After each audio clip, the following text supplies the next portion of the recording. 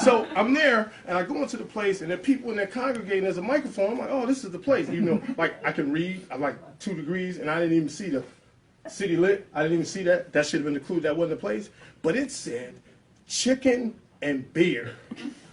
I said, they must have knew I was coming. I was like, oh, shit. So, thank y'all for being patient. Let's get down to business. Bridge over troubled waters, hoping they soon calm. Tear-soaked pages are a manuscript that he hopes to publish and soon sell. These are the remembrances of a man staring at the ceiling of a prison cell. He asked God for forgiveness, and then he asked him to pray for his daughter, his brother, and his mom. Prayer gets him through the day, but he writes poetry tonight. It must be released from his palm. And lights out means absolutely nothing because he uses the guard's nightlight to help the poetry continue. And there are men, they meet for clandestine reasons in the dark, but the metaphor and hyperbole help them ignore what they're getting into. It begins with one, then it goes to a few, and then several inmates ask him to pen poems for the people in their lives. And now what was a pastime to pastime will now become his destiny realized. He is transferred to another hell. It is simply a lower level, for he still has sins to account for, still surrounded by devils. And now there's confusion because economics and getting a job when he gets out is what is stressed by the spouse, and it's ironic that she emphasizes money when eventually they won't live in the same house. And the constant conflict causes confusions between the chase for the green paper and the pen's ink, but as any poet knows, poetry has a sweet siren song that always calls out to you, and it calls the distance between the fingers and the pen begin to shrink. The day comes when he's no longer a prisoner. Call him a free man. He walks out of hell's gates, smile on his face, sins accounted for, pen in his hand, and a poet is born. My poem. That's when I stop. When I say my poem, now y'all clap. I came up with that like 2010 because everybody, I'm a South Sider, and everybody on the South Side says that's that peace or in peace, or sometimes they say nothing, and you're sitting there wondering, is the poem done? Do we interject now? Do we clap? Okay, little romance, true story. With rain-soaked clothes that were beginning to fall off of us, and soon we would remove. 4 months of bent-up sensual tension from months of celibacy practice. I stared into her eyes, hers locking upon mine, and I uttered what I had only said to her twice before. You are my ending, you are my beginning, and you are all that exists in between. I don't know if her cheeks were stained from the rain we had just previously ventured out into, or those were tears of happiness, but breathlessly she asked me, love, what does that mean? And I replied, you are my ending,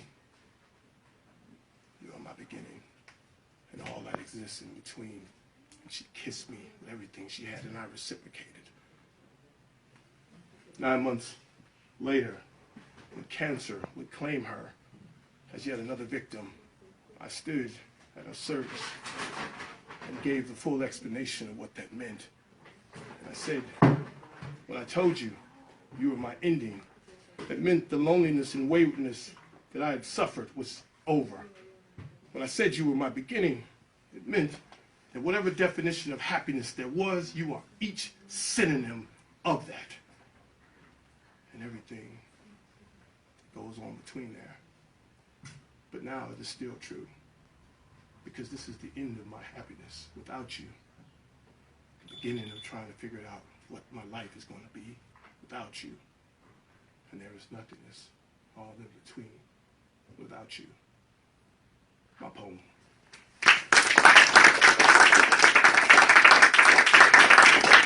I didn't think I was going to be able to get that one out, right? I really didn't. You mind if I read your poem? I got a book. It's called Angelica's Box. A poetically sober, psychotic break. I was watching Criminal Minds, and I was like, and I said, you know, you got to write some, you got to put some titles on everything, right? They especially for books of poetry. So there's this poem. A lady who's reviewing my book said this was her favorite. It's called 2 a.m. 2 a.m. request to kiss you again. So I know the first kiss was real, then kiss you again to affix the second to reality, and so forth. 5 a.m., grateful to receive your good morning text because I have to leave early, but you don't have to be anywhere, yet you want me to know. 9 a.m., smiling, you sent me a picture, your curves and you, making my Brooks Brothers blue dress shirt fashionable, and I like it a lot.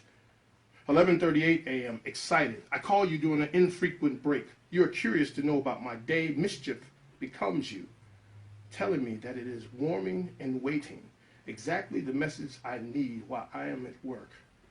2:23 p.m., curious. You ask what I want for dinner. You know that I'm a bit of a pervert, and you say, besides that. We both laugh. I say pizza. You say K, except that's always a lady's thing to say K. Dudes shouldn't say that, side note. Then you say your dessert is well taken care of. 6:16 p.m., wrapped early. I do not tell you this. I simply run to my car, race from the lot, make a stop, then to you, home. I grab a bottle of what you like, flowers that you feel similar about, pink roses. Pull up as you come out to greet me. On the porch, you kiss me with every second that you miss me, and I reciprocate, caring not how you knew I would be home so soon. 6:33 p.m., arouse. Devoured well-made pizza of chicken sausage, mushroom, and spinach from Giordano's. I wash down with Coke Zero, but my mind and body eagerly desire dessert. As Martin reruns play on the screen, eyes, intentions, and lips meet. 6:37 p.m., devouring. Gymnastics with no medals at stake. Edge of sofa, your hands form an anchor upon. Thighs face downward upon my shoulders. Eyes see only the shadow of your flesh. It would seem my hunger exists still. Dessert